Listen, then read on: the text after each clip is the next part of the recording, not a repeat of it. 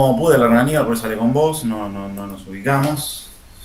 Eh, Vamos a repasar un poco y. Porque según cronograma vamos a una clase de adelantados, ¿no? No, estamos bien, estamos bien. ¿Cómo estamos bien? Esperá que ya te digo. Yo estoy viendo el cronograma y el viernes 10 de septiembre. Dame un segundo que ya te digo.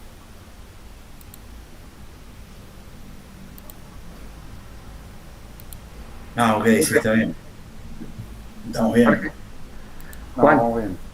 Sí, ¿Argentina tenía una deuda interna mayor que la deuda externa?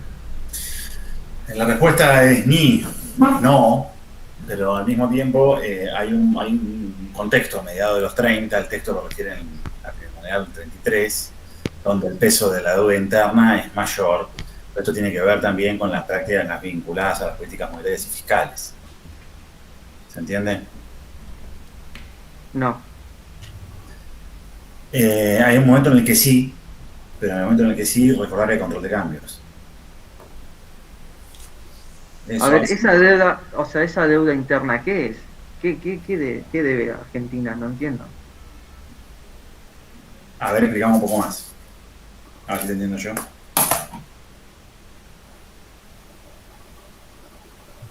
¿Cómo que es?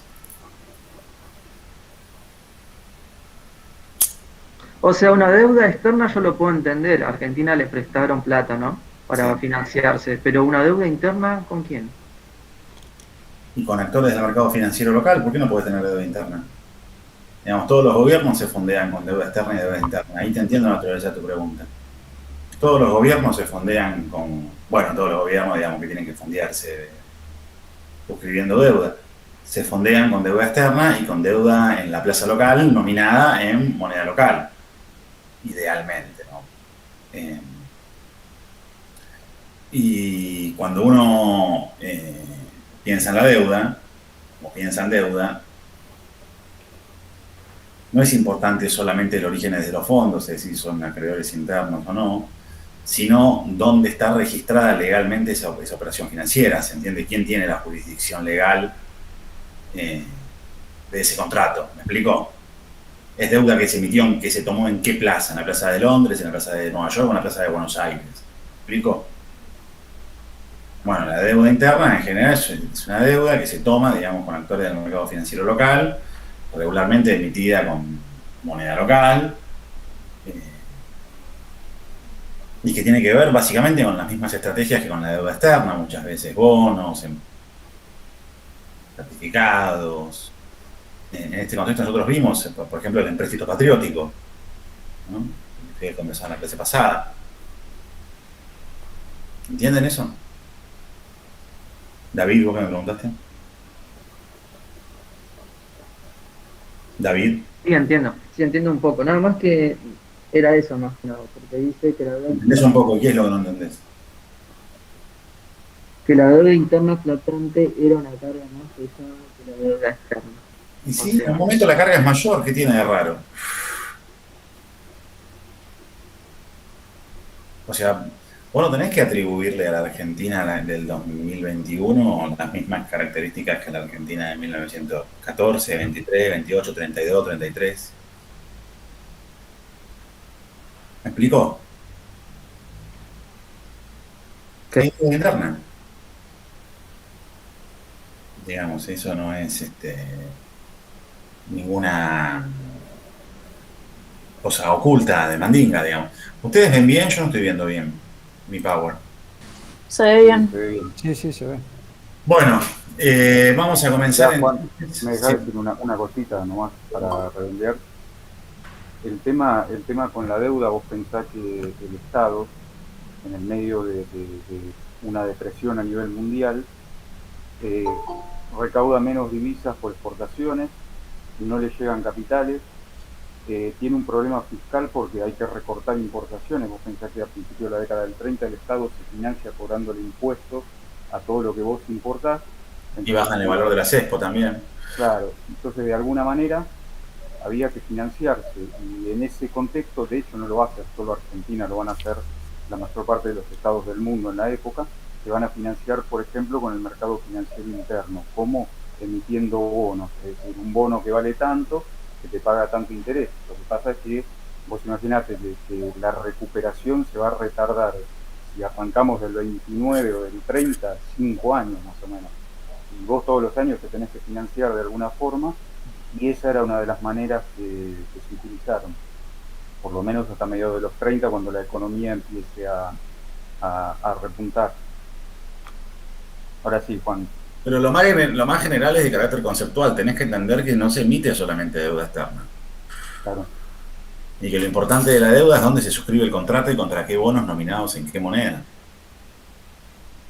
¿Se entiende? Para decirlo brutalmente, ¿cuál era el debate con los fondos buitres, chicos? Ya, si Argentina había hecho bien o había hecho mal, pero había otros debates en el ámbito internacional. ¿Cuáles eran?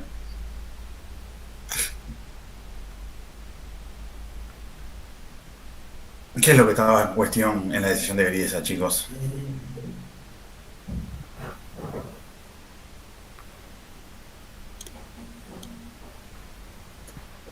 ¿Nadie miró eso? ¿Nadie se enteró? En los fondos buitres, Sí. que la deuda había sido contraída durante la dictadura, era. No, bueno, pero había una cuestión vinculada con la jurisdicción. ¿Cuál era? Básicamente, digamos, los límites de los estados soberanos contra otras autoridades y jurisprudencias. ¿Entendés? ¿Entienden? O sea, el punto era, la Argentina, porque tiene un conjunto de características como tomador de deuda, entre otras cosas, tiene dificultades para emitir deuda en la plaza propia y con jurisdicción propia, porque la pregunta es, ¿y por qué interviene el juez Griesa? ¿Por qué no interviene un juez de China, o por qué no interviene un juez de Córdoba, o por qué no interviene un juez de Bélgica?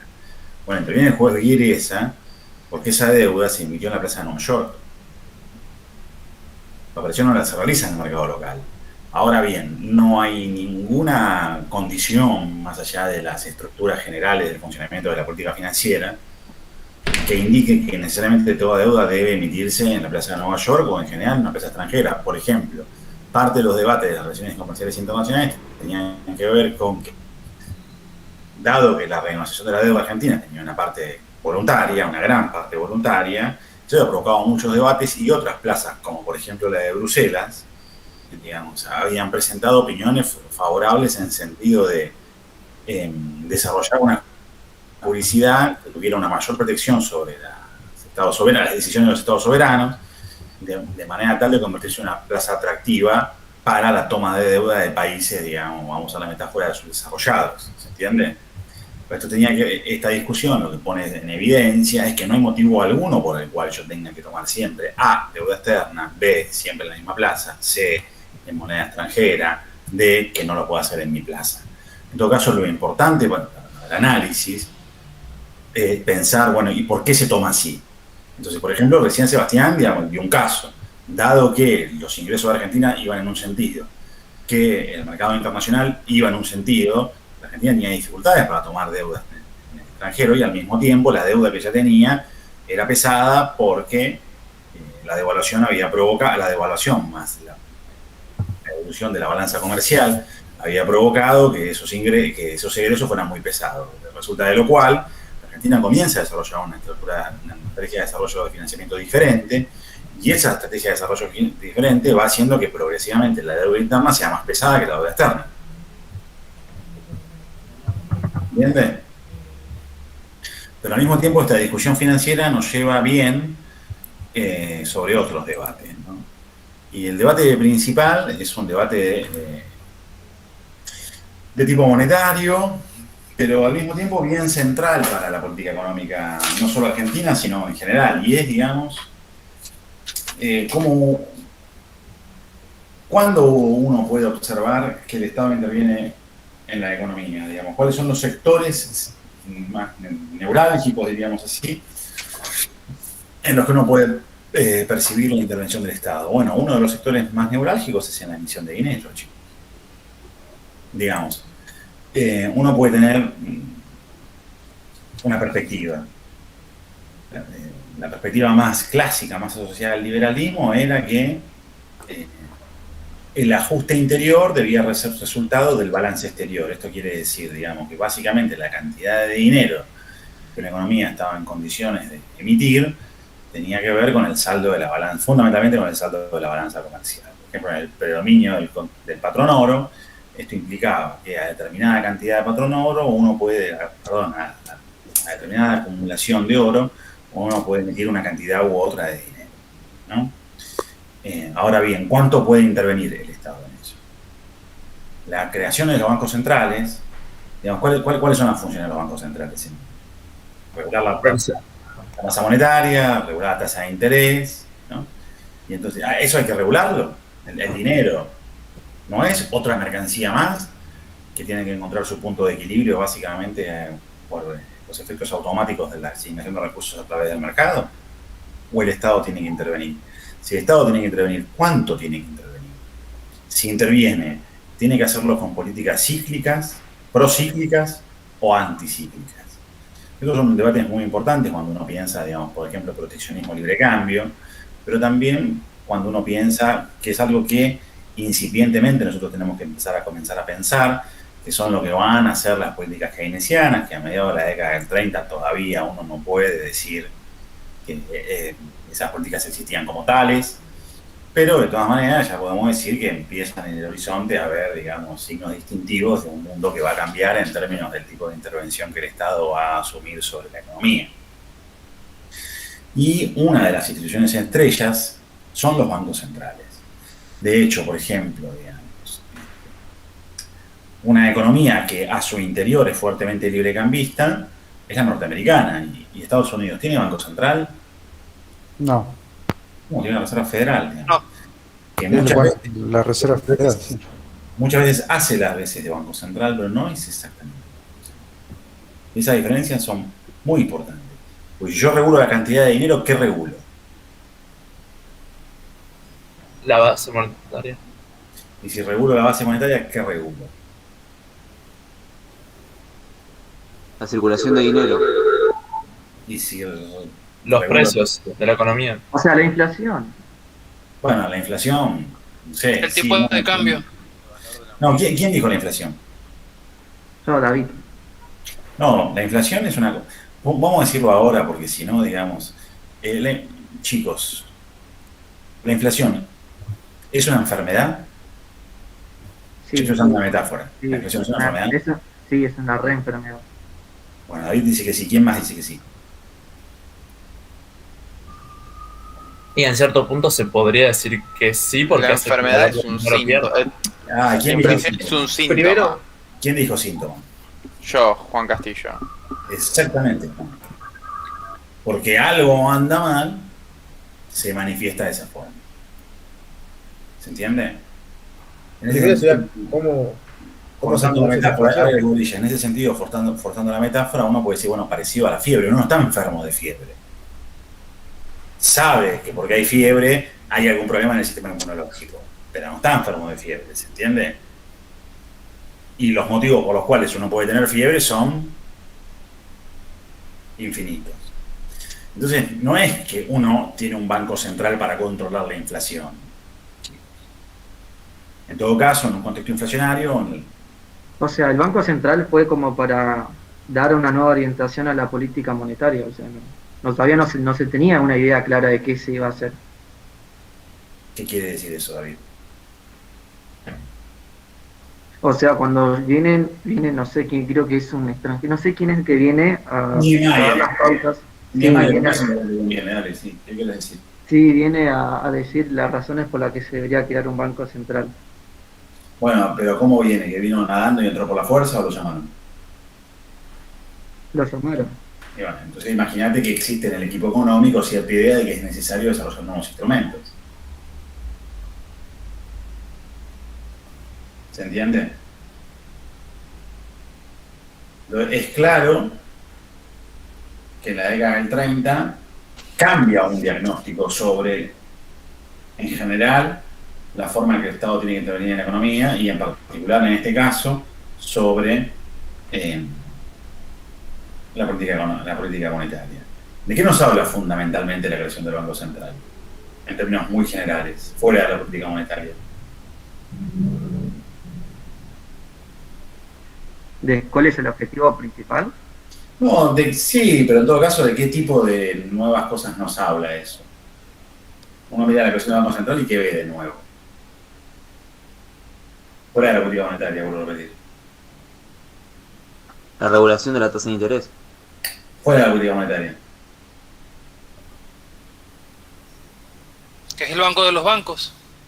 Fuera de la política monetaria o crediticia, digamos. Monetaria y crediticia. Fuera de eso, ¿qué ve? Intervención. Del Estado.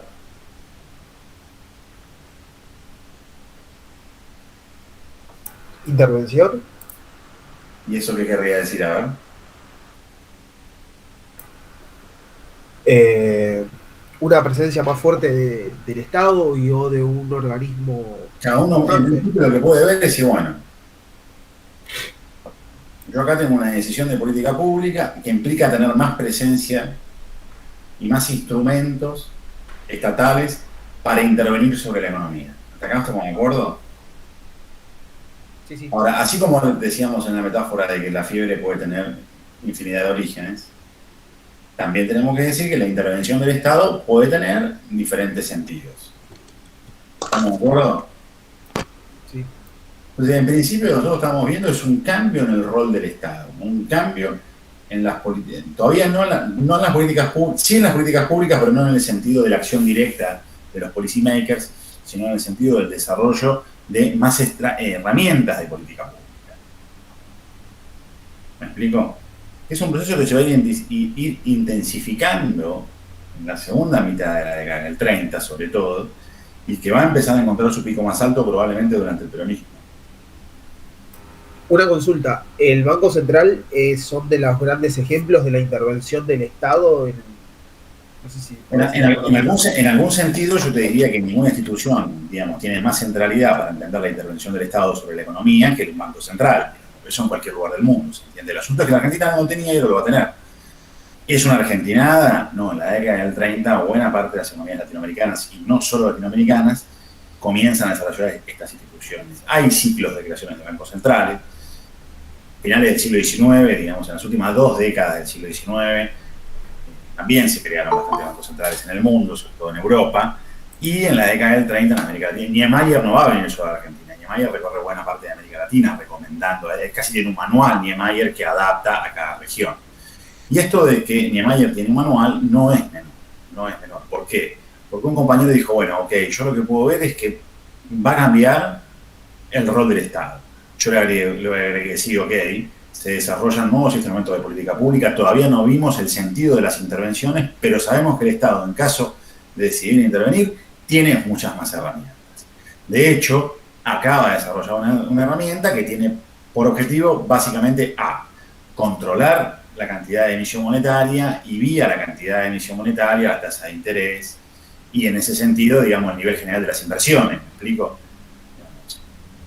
Toda vez que todo crédito se presupone que es una inversión, digamos, yo entrando, sacando dinero, estoy controlando las inversiones y estoy controlando básicamente los resortes principales de la economía. ¿Hasta acá estamos de acuerdo? Si una economía sin inversión puede crecer, ¿qué relación hay entre crecimiento y crédito? Entre industrialización y crédito. ¿Hay una economía que se haya desarrollado sin mercado de capitales? Bueno, las respuestas son evidentes. Ahora nosotros tenemos una institución que tiene por principio controlar ese sector. Al mismo tiempo sabemos que ese sector probablemente es uno de los sectores fundamentales de la economía, no porque el dinero sea una mercancía especial en relación a todas las demás, digamos, en términos de mercancía, no es una mercancía como tantas otras, pero al mismo tiempo el dinero tiene la capacidad de ser, digamos, bien de cambio universal, ¿no? Y en ese sentido funciona casi como la mercancía de mercancías. Uno al final, cuando cobra un salario, no cobra un montón de paquetes, sino cobra dinero, con lo cual después va. Entonces, es una mercancía más, pero esa mercancía más tiene una influencia muy particular sobre el resto, ¿no? Entonces, en ese sentido, es la institución, si ustedes quieren, estrella. Ahora bien, ¿cuál es el sentido de esa intervención? Ya no general, sino particular. Uno puede tener una política de mayor intervención o de menor intervención. Y como ustedes imaginan, bueno, hay varias posiciones, pero digamos, si usamos teoría de los conjuntos, hay dos teorías principales. Una que dice, bueno, ok, tenemos que tener un banco central, porque eso nos permite, eso le permite a los policymakers intervenir sobre los ciclos económicos y regular la oferta monetaria, digamos, de alguna manera tener un instrumento institucional y reglado que permita actuar de una manera parecida a la que se actuaba durante el patrón oro. Recuerden, durante el patrón oro, el predominio del patrón oro implicaba que en el contexto, si había un contexto de apreciación, se bajaba la tasa de interés, y si había un contexto de depreciación, se subía la tasa de interés. En los contextos en los que había Banco Central, por ejemplo, como en Alemania, eso era más fácil. En los contextos en los que no lo había, era un poco más difícil. Argentina no tenía Banco Central, pero la caja de conversión, articuladamente con el Banco Nación, muchas veces hacía las veces de Banco Central. ¿Se entiende? Ahora, en términos formales, el predominio, ¿cuál era? El dinero, la caja de conversión emitía pesos contra depósitos en oro. ¿Me explico? La cantidad de dinero entonces era el resultado del saldo de la balanza comercial. ¿Hasta acá estamos de acuerdo? Sí, sí. Crear un banco central, en principio, sí, bueno, vamos a cambiar esa lógica. Ahora bien, ¿cuánto la cambiamos? El Estado va a intervenir, ok, ¿cuánto tiene que intervenir? ¿Me explico? Sí, una cosa. En ese sentido, perdón. No, termina de hablar, después te pregunto. En ese sentido, digamos, vamos a tener finalmente dos proyectos en pugna. El proyecto de Niemeyer, ¿no?, especialista británico, que favorece un banco central que básicamente cumpliera con las condiciones mínimas, es decir, emitir billetes, regular el crédito y las reservas de los bancos, con la idea de actuar como un agente financiero que permitiera tener un prestamista de última instancia que asegurara la estabilidad de la moneda, pero que al mismo tiempo no tuviera capacidad para influir más de la cuenta en el ciclo económico. Y entonces, ¿cómo se regula que no tenga mucha capacidad para influir en el ciclo económico? Bueno, la idea de Niemeyer era, tenemos que hacer una sociedad anónima administrada por particulares. De esa manera nos evitaríamos que los funcionarios públicos tuvieran mucha capacidad de intervenir sobre la decisión del Banco Central. Porque una vez que el Banco Central tiene estas facultades, podría pasar que por decisiones, digamos, de carácter políticas, que no tuvieran que ver con la cantidad de reservas, se decidiera emitir más dinero que el de convertibilidad, ¿no? Básicamente, digamos, el de convertibilidad no tiene mucha ciencia, chicos. La cantidad de reservas dividida por la masa monetaria tiene un número, ¿se entiende? ¿Cuánto te alejas de eso o no? Dependiendo si vos querés, digamos, generar políticas expansivas o restrictivas. La idea de Niemeyer era acercarse siempre al valor de paridad que el mercado considerara adecuado, digamos. De manera que, si por un lado se había abandonado el patrón oro en el mundo, y porque recuerden que Gran Bretaña lo abandonó en el 31, y por lo tanto se hace cada vez más necesaria la intervención de los estados sobre las políticas financieras y monetarias, porque recuerden que si estudiamos al resto del mundo, nosotros vamos a ver que la política arancelaria, comercial y financiera es parte de las competencias entre las economías. Al mismo tiempo, se piensa en un sistema que fuera más flexible que la caja de conversión, pero en el caso de Niemeyer, sin abandonar los preceptos clásicos de, digamos, la sanidad financiera. ¿Estamos de acuerdo? Sí. El proyecto, digamos, va a tardar en aprobarse porque se viene en el 33. Y si bien, digamos, de alguna manera sigue el proyecto de Niemeyer, había diferencias centrales. En primer lugar, el esquema contemplaba un mayor control sobre los bancos y, sobre todo, era más liberal al regular la política de redes públicas. La política de redescuentos tiene que ver con, dicho grosso modo, para no entrar en cuestiones técnicas que siendo historiadores pueden ser confusas para nosotros, la política de redescuentos básicamente tiene que ver con créditos que se dan contra depósitos de los bancos que piden los créditos. ¿Me explico? Vamos otra vez. Créditos que el Banco Central da contra los depósitos que los bancos tienen. El Banco Central le da crédito a bancos, ¿no? Prestamista de última instancia de bancos. Eso, digamos, está claro, ¿no? ¿Eso está claro para todos? No, profe, perdón, no escuché. Se me tildó el internet. Tiene una política más laxa de redescuento, chicos, que básicamente son, digamos, una forma de dar créditos del central a los bancos con menos prudencia con menos prudencia no, digamos, con un margen mayor de discreción respecto de la cantidad. O sea, una tasa de interés más baja a los bancos. No. Se llama redescuentos. ¿Nadie cruzó dinero, política y bancos? No. Son créditos que el central le da a otros bancos contra la cartera que tienen los bancos que lo piden. Lo cual supone, entre otras cosas, que esos bancos que lo piden van a poder cobrar los créditos tal como están pautados. ¿Se entiende? Entonces ahí hay una operación no solo contra los depósitos efectivos, sino contra los esperados. Ahí te entendí, profe. Lo cual incluye un margen que tiene que ver con el nivel de, si ustedes quieren, confianza y no con la cantidad de metálico que ese banco efectivamente tiene. ¿Se entiende? Cuanto más liberal sea la política de redescuentos, por lo tanto la política general de créditos puede ser más agresiva, porque los créditos van a costar más, cuanto menos, valga la redundancia. ¿Se entiende? ¿Lo entienden? Sí, profe. Sí. ¿Cómo? No. Que hacerle dos preguntas. Una, en ese momento, perdón que estoy, pero me refrié. En ese momento, ¿cuál era la discusión entre los pros y los contras de poner un banco central? Y No hay con una esa discusión conversión. la discusión en Argentina del 35 no es pro o contra Banco Central, sino con el nivel de independencia que el Banco Central tenía que tener respecto de las autoridades políticas. En general se estaba de acuerdo con la creación de un banco central. En general, más o menos, ¿eh? No es una argentinada, sino una condición mundial que tiene que ver con los cambios en el comercio internacional, que tiene que ver con la caída del patrón oro y que tiene que ver con las políticas monetarias de las principales potencias europeas y Estados Unidos.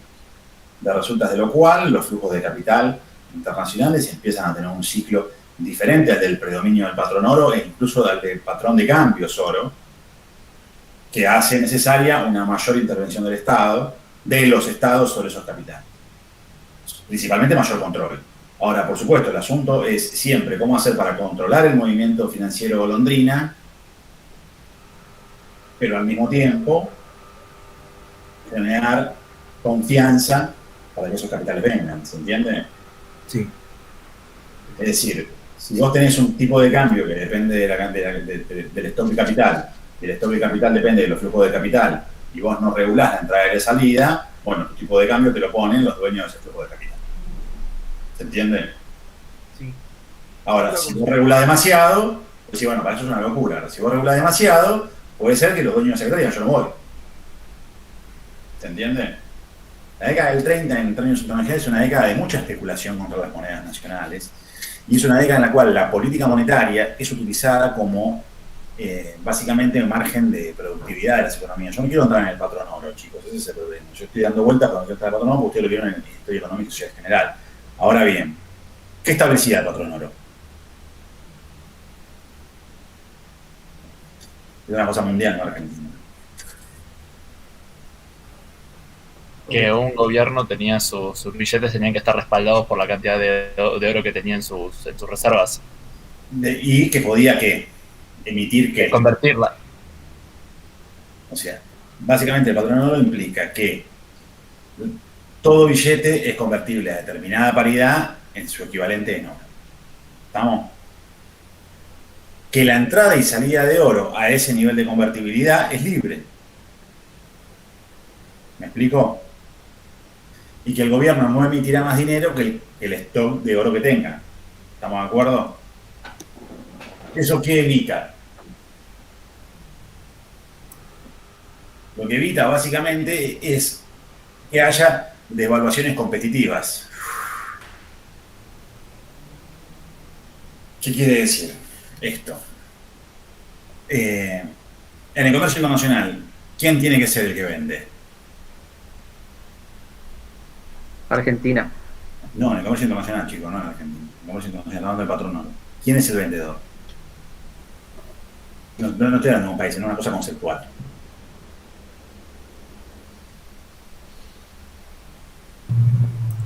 Podría ser la pregunta, ¿no? Uno piensa en las relaciones comerciales internacionales, piensa en la teoría de las ventajas comparativas. ¿Quién es el comercio entre dos países? ¿Quién es el vendedor? El que tiene el bien. El que tiene una mayor producción. No, ninguna de las dos. El que sea más eficiente a la hora de Sea producir. más eficiente, exacto. Entendiendo por eficiencia o baratura, ¿no? Por baratura, combinación de factores. ¿Estamos de acuerdo? Ahora bien, vamos a suponer que el señor Augusto Nicolás F. vende lo mismo que yo, combina mejor los factores y él, por el motivo que fuera, es un 20% más barato. Él no puede devaluar y yo no puedo devaluar. ¿Qué pasa entre nosotros dos? ¿Quién va a ser el comprador? Yo, porque él es un 20% más barato. ¿Estamos de acuerdo? Y si yo devalúo, ¿qué pasa?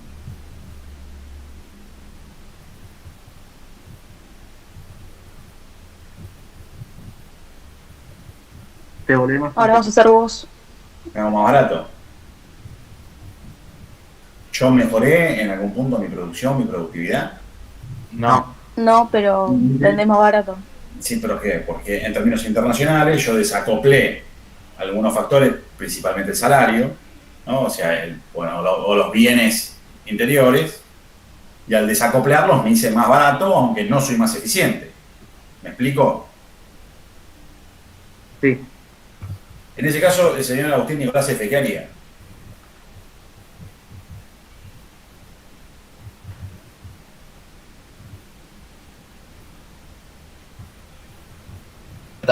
Devaluaría también. Ok, ¿y yo qué haría? Devaluarías también. ¿Y él qué haría? Y así. ¿Entienden lo que son las relaciones competitivas ahora? Sí. ¿Qué evitaba el patrón oro con eso? Idealmente evitaba el patrón oro. Que los movimientos de oro se correspondieran con los niveles de eficiencia y de productividad relativos. ¿Se entiende? El ajuste interior es el resultado del ajuste exterior. ¿Acá estamos de acuerdo?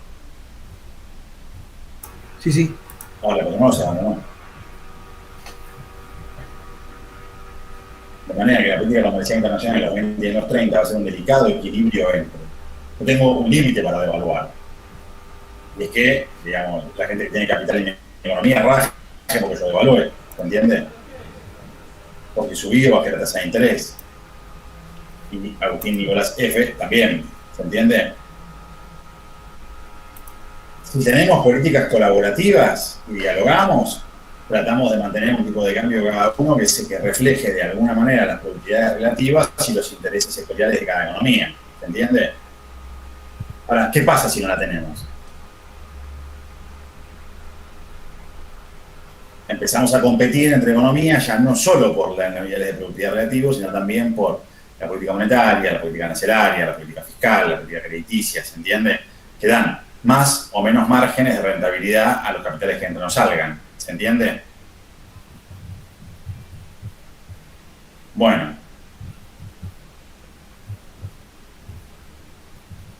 ¿Cómo haces para regular eso? O sea, en ese mundo, la Argentina... Creás el Banco Central. ¿Se entiende? Sí. Eso te permite intervenir. Lo primero que te permite eso es intervenir. Ok, yo la puedo intervenir. Eso no quiere decir nada respecto de cómo intervenir. ¿Se entiende? ¿Entienden hasta acá? Sí. Entonces, la pregunta de si había consenso en crear un banco central, sí, lo había, y es un consenso que no solo es argentino. los debates son sobre los límites y los alcances de esa institución por un lado, y por otro, la orientación de las políticas, más o menos procíclicas, más o menos ajustados a las prácticas de emitir en función de la cantidad de reservas. ¿Se entiende? Sí, perfecto. ¿Cuánto de más o de menos de déficit fiscal es tolerable? El proyecto que efectivamente se aprueba, que es el de Niemeyer, pero con una serie de modificaciones que no son menores, digamos, en términos de la capacidad del Estado para intervenir sobre la economía. Es un proyecto que está asociado a la figura de Raúl Prebisch, que ustedes tienen que empezar ya cada vez más a asociar ese nombre, porque Prebisch va a ser, digamos, uno de los actores principales del diseño de la política económica argentina en la década del 30, y sobre todo luego va a ser el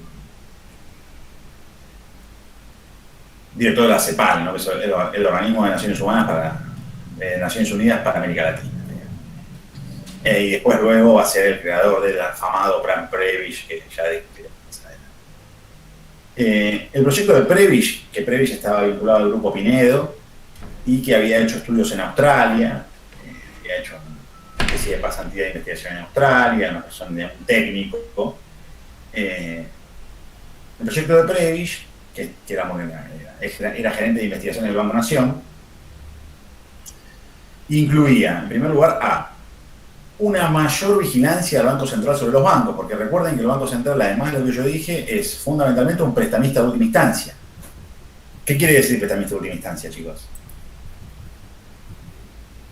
Que cuando un banco comercial tiene problemas de liquidez, le presta para acomodar su situación. ¿Cómo evitas que una crisis financiera de algunos bancos se convierta en una crisis generalizada? Fue lo que pasó igual, lo que dijo Valentín. No importa lo que pasó, importa cómo evitas que una crisis financiera se convierta en una crisis generalizada.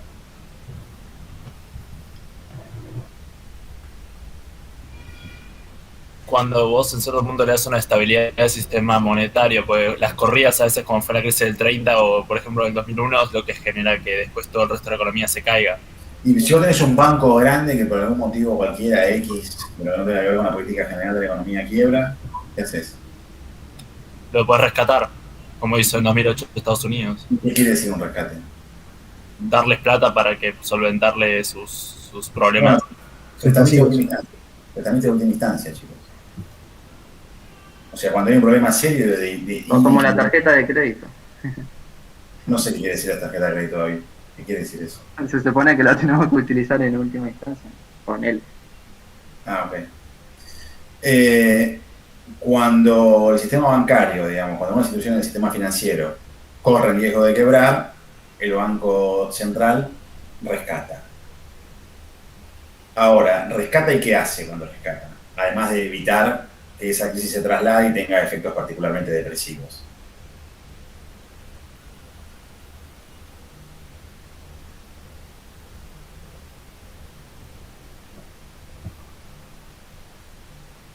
Bueno, como que de cierta manera recupera la confianza, ¿no? De las personas. No, David, dale, pensá, no tires por tirar. ¿Cómo era la pregunta? Presta, rescata y después.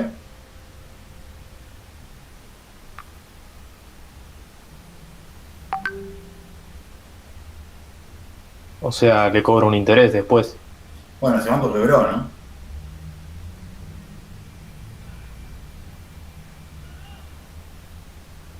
Se apropia. ¿Y se lo queda? ¿Para qué? Se quebró.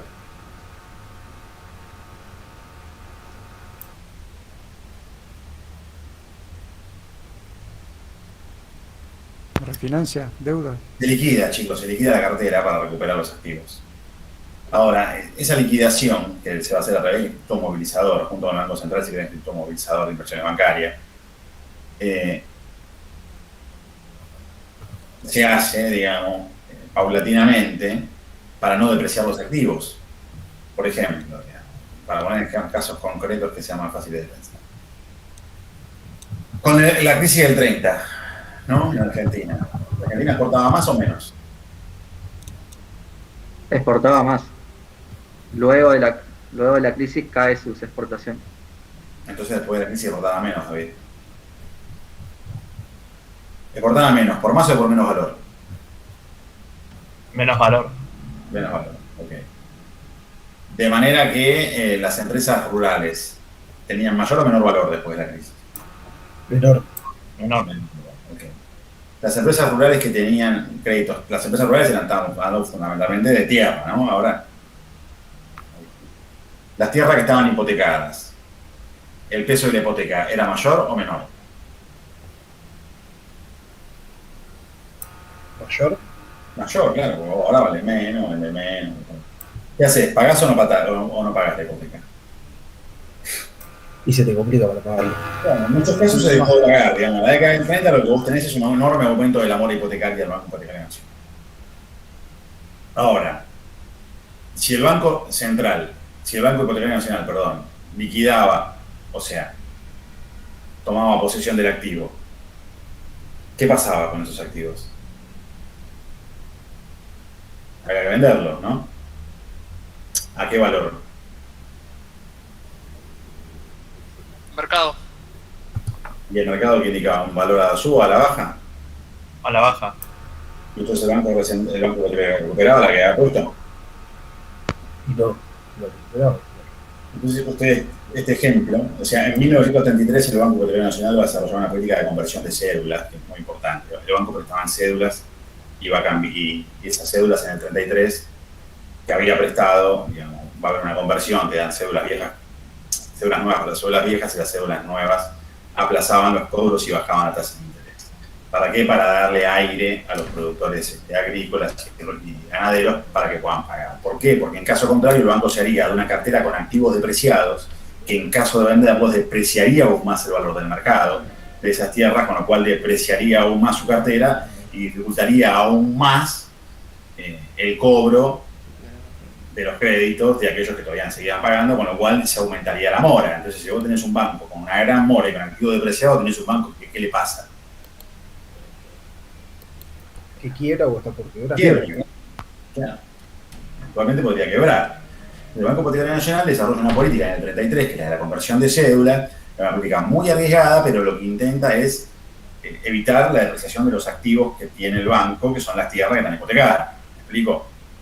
Bueno, ahora lo piénsenlo grandemente en términos del Banco Central. La propuesta de Prebisch implica que el Banco Central, que funciona como prestamista de última instancia, tiene mucha más capacidad de control respecto de la propuesta de Niemeyer sobre la actividad de los bancos que efectivamente garantizan. ¿Se entiende? Lo cual supondría, digamos, no solo controlar prácticas especulativas, todas las cuestiones que son fundamentales, sino también, en última instancia, en caso de tener que responder, que sea, digamos, para coyunturas menos desesperadas. ¿Me explico? ¿Entienden esto, sí o no? Sí. O sea, le pone límites, estamos hablando de más o menos límites para la actividad bancaria. Dependiendo de la circunstancia del país o global, ¿no? No, porque estamos hablando de dos proyectos y de los poderes de una institución, chicos.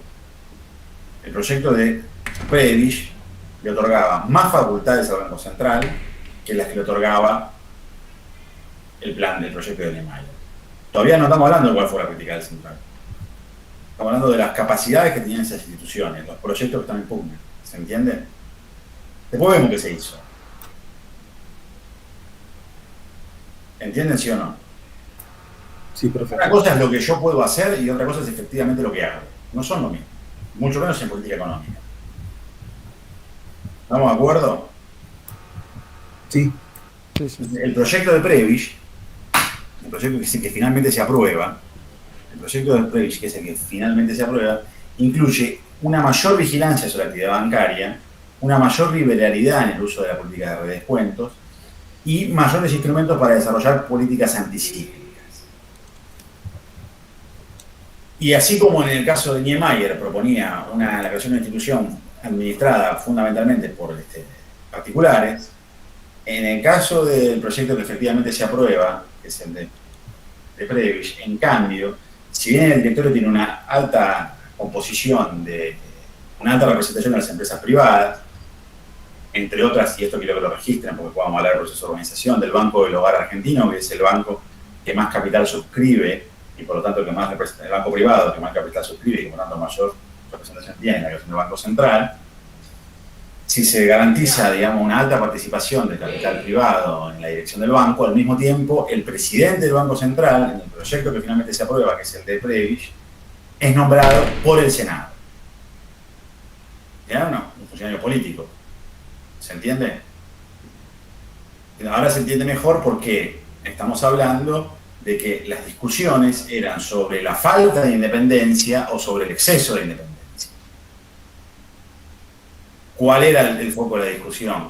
Que en el caso de que hubiera una falta de independencia, o sea, que la actividad del Banco Central respondiera, digamos, a la directrices de tipo política, eso podría implicar que el banco tuviera una política coyunturalmente más liberal que la que correspondiera, eventualmente mucho más liberal que la que correspondiera, y eso podría provocar un contexto en el cual la plaza estuviera eventualmente inundada de pesos y eso tuviera efectos inflacionarios.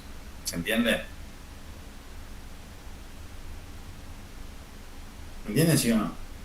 Sí, sí, sí. Sí, sí. Yo lo escuché, profe.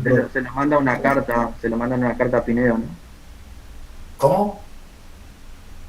Que de hecho, N. Mayer, ¿así se pronuncia? Claro, le manda una carta diciendo las consecuencias que podría traer un excesivo intervencionismo. Sí, pero de todos modos, sí, por supuesto que se cartean, se discuten, hay mucha intervención en la prensa, pero no, digamos, no es una discusión, ustedes entienden que esta no es una discusión original, ¿no? ¿Qué es lo que está de fondo en esta discusión?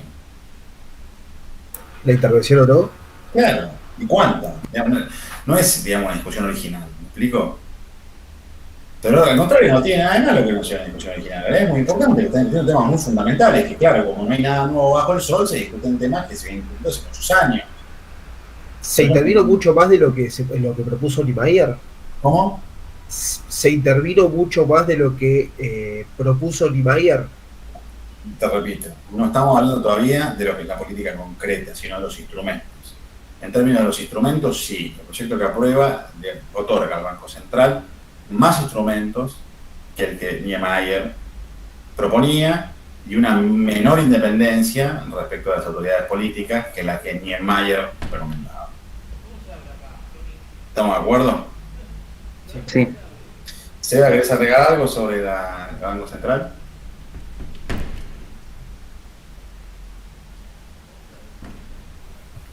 No, está bien. Dijiste todo lo que había que decir. Digamos, ahora tendríamos que ver cómo funcionó eso en la práctica, pero bueno. ¿Cómo funciona esto en lo práctico? Justamente te va a tener que ver con los ciclos económicos en la década, en la segunda mitad de la década. Y ahora mi primera pregunta es, ¿por qué la actividad del Banco Central tiene que ver con los ciclos económicos?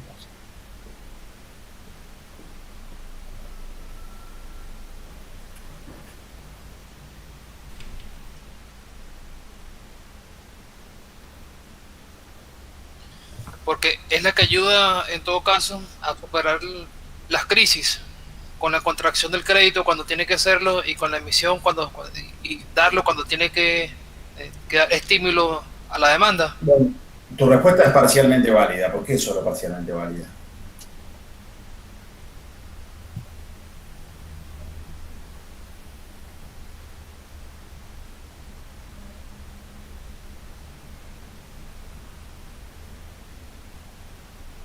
El Banco Central no interviene solamente en contexto de crisis, chicos. ¿Se entiende? Vos tenés una tendencia general económica, un ciclo. Luego tenés un conjunto de decisiones de política económica. ¿Se entiende? Vos podés decidir, grosso modo, incentivar el ciclo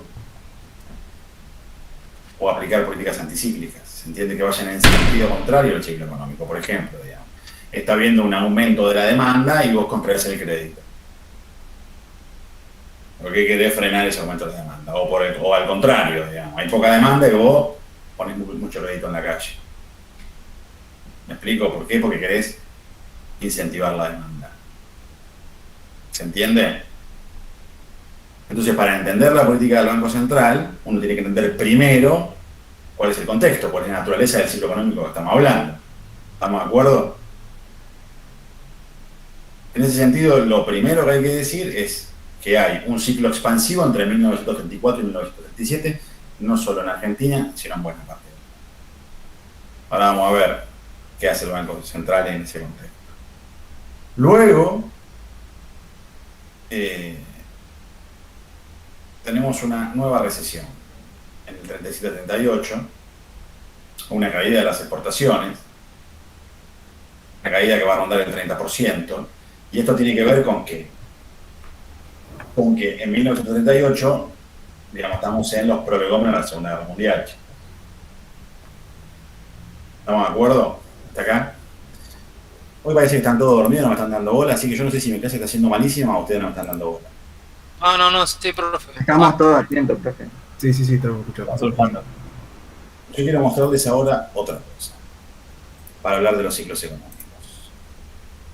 Quiero mostrarles esta mina, que se supone que la tengo abierta y que no sé por qué no la puedo mostrar. Si esperan un segundo. Profe, una consulta. Previo a una guerra, ¿hay algún indicador económico que prevea algo de esta magnitud? No sé si me explico. No, la verdad no entiendo la pregunta, ahora se me da vuelta. Recién dijo que previo a la Segunda Guerra Mundial las exportaciones bajaron. ¿Sí? Más o menos un 50%, 57, 54. Sí. ¿Sí? Entonces, previo a cada guerra mundial que hubo, las dos que hubo, ¿no? Hubo una baja de exportaciones, el mercado exterior se contrajo, eso es lo que pregunto. Sí, claro, pero lo que pasa es que vos querés que yo te dé una respuesta que yo no te quiero dar, porque me parece que lo que vos querés es que yo te diga, mirá, si te fijas en el índice WD40, por poner, ¿no? Sí. Si te fijas en el índice WD40, te vas a dar cuenta que cada vez que el índice WD40 da así, entonces es posible que el mercado esté anticipándose a que habrá una guerra. ¿Me explico? Sí, profe. Bueno, y eso, digamos, en realidad uno podría decirlo, pero básicamente es un sinsentido. ¿Qué está pasando en 1978? El mundo es un polvorín, chicos. El mundo es un polvorín, la guerra ya está cuasi desatada, no hay que ser un veedor muy inteligente para saber que se va a estar una guerra de escala internacional y que los contendientes van a ser buena parte de los compradores de Argentina y que por lo tanto lo van a comprar menos. ¿Se entiende? Sí, pero ahí la causalidad es la contraria. No es que porque el índice WD40 me está avisando, es porque me está avisando el avance del nazismo en Alemania, me está avisando la guerra civil española, me está avisando el fascismo en Italia, me están avisando, digamos, el pacto Molotov con Ribbentrop, ¿se entiende? La política internacional te está dando señales en todo lado de que el conflicto va a estallar. ¿Me explico? Sí, profe. Y eso progresivamente va a... Digamos, vos qué haces si sos un inversor y vas a estallar una guerra mundial, ¿te pones una nueva fábrica? No, todo lo contrario. ¿Y necesitas el índice WD40 para eso? O el índice de zapatilla, como quieras decirle, ¿me explico? No, entendí perfectamente. O sea, ahí la causalidad es contraria. Okay. O sea, ustedes tienen que entender que acá la discusión no se trata de primero el mercado y después la política, o primero la política, después el mercado, primero la sociedad, después la cultura. No, es decir, nosotros lo que tratamos de mostrar es cómo, digamos, el contexto social, político y económico, en rigor de verdad, es una sola realidad que uno la parcializa para entenderla. En rigor de verdad es una sola realidad, es un solo proceso. Es cómo los hombres viven e intercambian aquello que producen. Bárbaro. Sobre esas condiciones generales, en las cuales, digamos, intervienen los factores sociales, políticos, económicos, culturales, al mismo tiempo vemos dos cosas fundamentales. A, las políticas públicas, cómo evolucionaron y cómo fueron respondiendo a los desafíos de cada contexto. B, la evolución de algunos sectores. ¿Cuáles? A, el sector agrario. B, el sector industrial. Sobre la actividad del Estado, ¿qué vemos fundamentalmente? Y sus políticas económicas orientadas a la política fiscal, B, a la política monetaria, C, a la política comercial. Eso son lo que nosotros vemos. ¿Me explico? Entonces, Siempre el primer paso para ustedes es entender el contexto social, político y económico. El segundo paso para ustedes es entender cuáles fueron las políticas económicas en esos contextos. Y el tercer paso es ver qué pasó con las políticas sectoriales, con el avance de los distintos sectores de la economía que les proponen. ¿Me explico? Yo no los veo, así que si no me dicen sí, no los veo porque estoy hablando para vos. Si no me dicen sí, no sé si me explico o no me explico. Sí.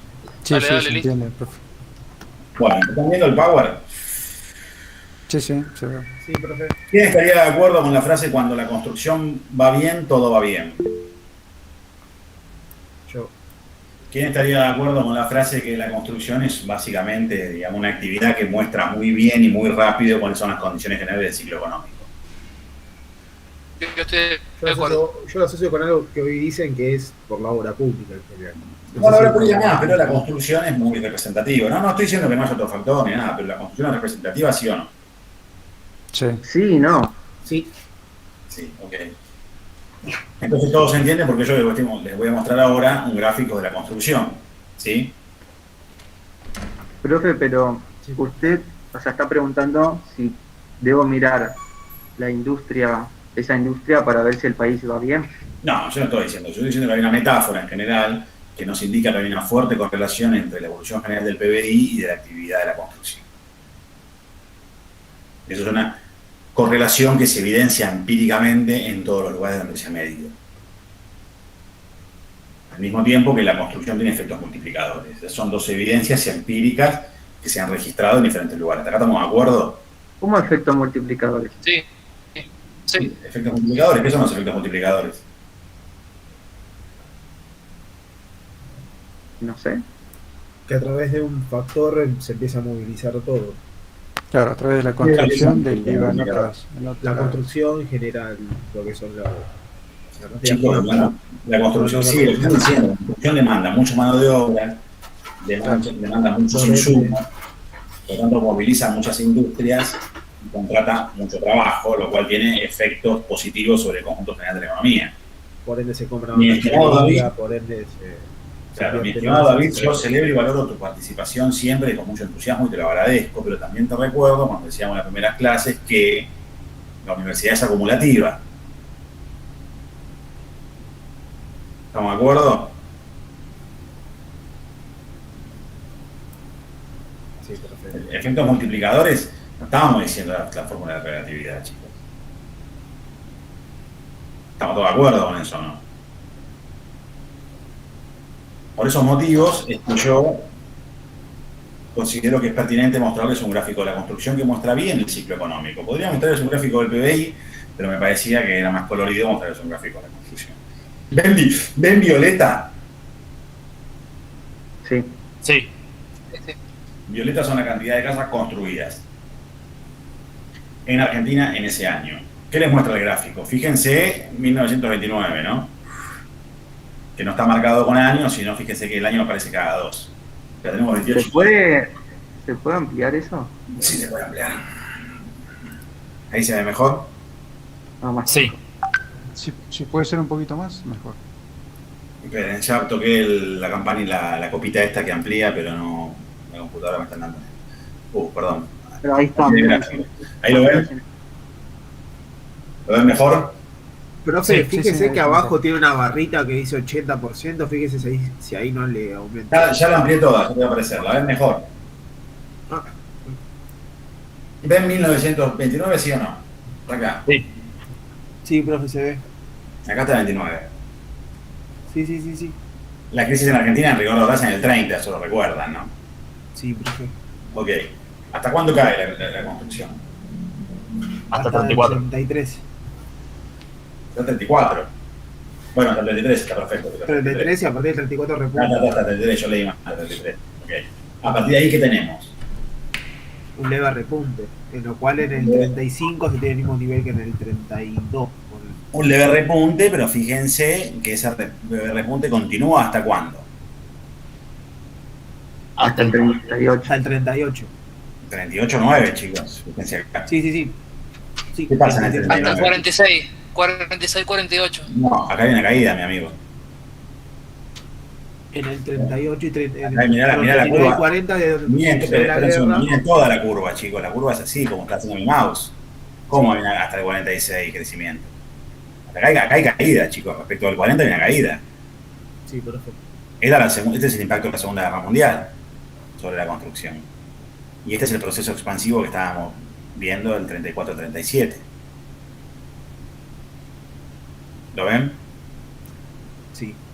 Digamos que la crisis en la construcción toca su punto más bajo en el 33, casi coincidentemente con la economía general, con el PBI, y a partir de entonces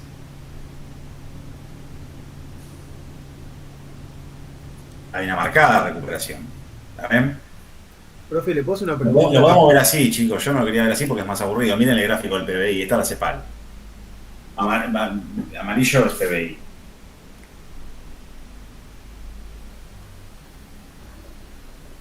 Violeta es PBI, perdón. ¿Lo ven? Sí, sí. Ven cómo lo acompaña y fíjense, ustedes lo quieren ver en términos de PBI, CEPAL en 1958.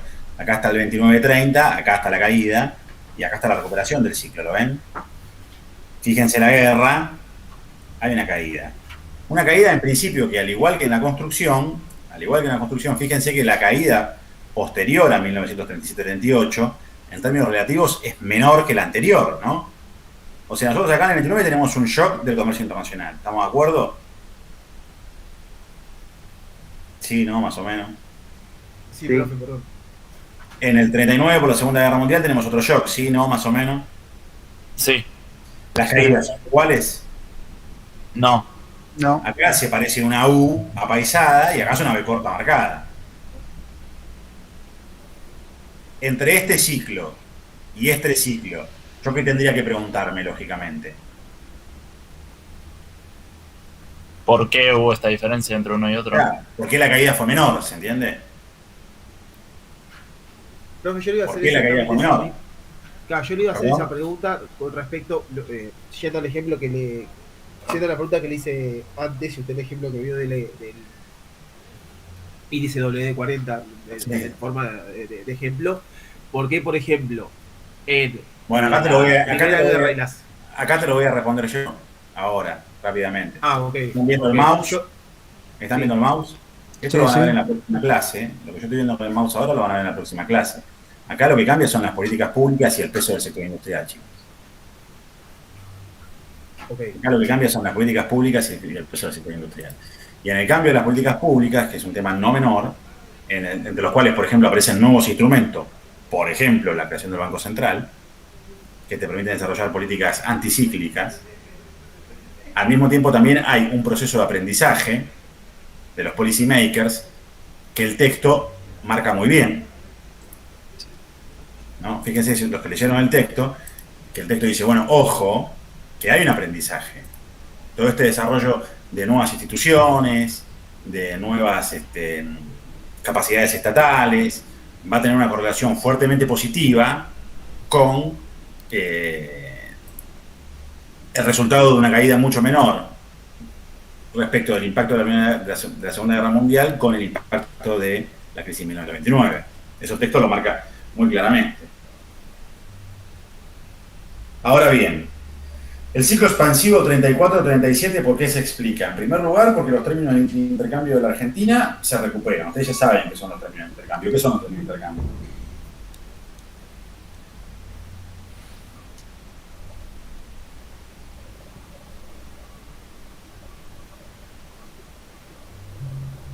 ¿Qué son los términos de intercambio, chicos? Mayor comercialización entre los términos entre de los países. Es un concepto, chicos. Términos de intercambio es un concepto. ¿Qué concepto es? Con términos de intercambio, ¿a qué se refiere? La exportación y la importación. La relación entre, claro, eso. Una compañera dijo, ¿podrías decir por favor la compañera? No te puedo ver el nombre porque tengo el Power abierto. No, lo dijo Tomás, pero iba a decir lo mismo, la relación entre la exportación y la importación. O sea, la relación en términos de valor entre lo que exporto y lo que importo. Para la Argentina esa relación mejora. Primer síntoma de la recuperación. Segundo motivo por el cual hay recuperación. Hay un ingreso de capitales a la Argentina. Tercero, a partir del año 33 la producción crece. Este dato lo marco porque ya vamos a ver, a partir del crecimiento del mercado interno y del proceso sustitutivo, no es que la Argentina se independiza de los grandes ciclos comerciales internacionales y su dependencia del comercio internacional, pero al mismo tiempo se incorpora un nuevo motor al crecimiento económico, un nuevo sector dinámico que tiene una dependencia relativa menor que las exportaciones respecto de los grandes ciclos del comercio internacional. ¿Se entiende? ¿Se entiende? Sí. Se entiende. Sí, sí. Otro elemento que sería el déficit de la balanza de pagos y por lo tanto, digamos, la caída de reservas se revierten. Como entró más oro y divisas a la Argentina, hubo, por lo tanto, mayor volumen de dinero y de crédito. Y acá tenemos una política del Banco Central. ¿Qué hace el Banco Central? Hay más divisa. Aumenta, por lo tanto, la reserva. Por lo tanto, aumenta la cantidad de circulante, porque ya tiene un tipo de cambio. ¿Qué hace el Banco Central? El Banco Central va a desarrollar en principio una política que tiende a morigerar la expansión de los medios de pagos. La pregunta es, ¿cómo lo hace? Se pone en marcha una política que se conoce como política de esterilización, que tiene básicamente como buques insignias la venta de bonos de los gobiernos, la venta de bonos del gobierno, o sea, el Banco Central y el Tesoro venden bonos del gobierno a los bancos particulares, por supuesto con tasas de interés atractivas, pero con esa venta de bonos contra efectivo de esos bancos, lo que logra el Banco Central es quitar dinero de los bancos particulares, y al quitar dinero de los bancos particulares se reduce la capacidad prestable. Al reducir la capacidad prestable, se supone que se desacelera el crecimiento de las inversiones y de la presión del consumo sobre la evolución general de la economía, y esto tiene por efecto tratar de morigerar los potenciales efectos inflacionarios. Recuerden igual que tenemos un mercado cambiario que está desdoblado. Va a haber una nueva modificación en el 38, pero la modificación del 33 que discutieron con Aníbal todavía está vigente. ¿Estamos de acuerdo? Sí.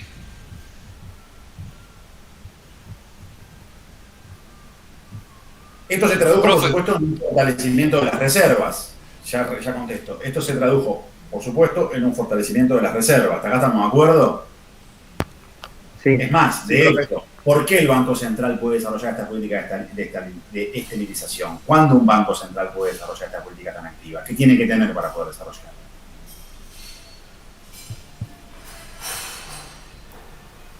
Control. Reserva. Perdón, Reserva, porque las compras y las ventas acá no son compulsivas, chicos, digamos. Tenés que tener reserva, ¿se entiende?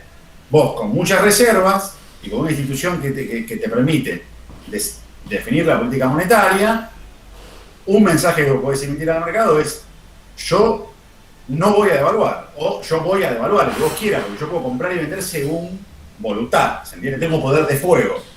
¿Me explico? ¿Estamos de acuerdo? Sí, sí. Sí, perfecto. Ok.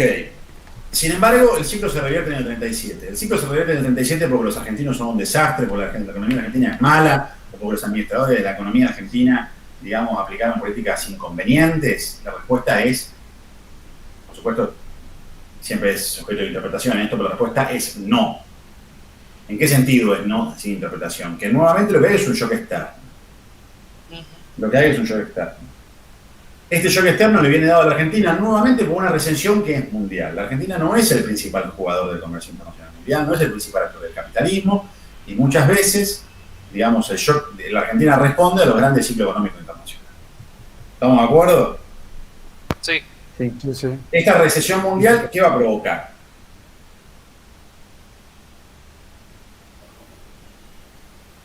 Quiero decir una cosa, perdón, que sí es una Claro, no Argentina. escuché.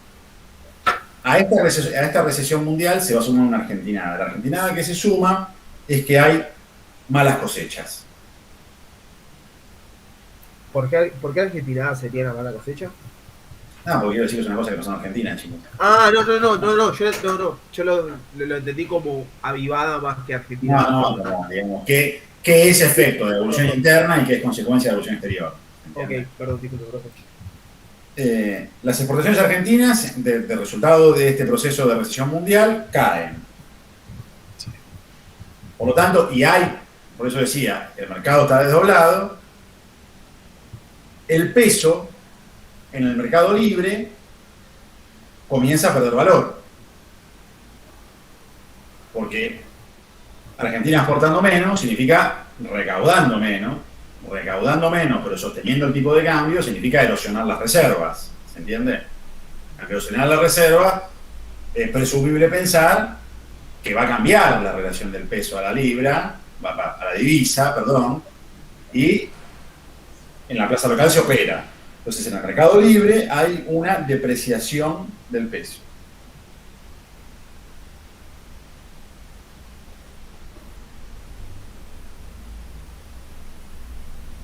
¿Hasta acá estamos de acuerdo? Sí.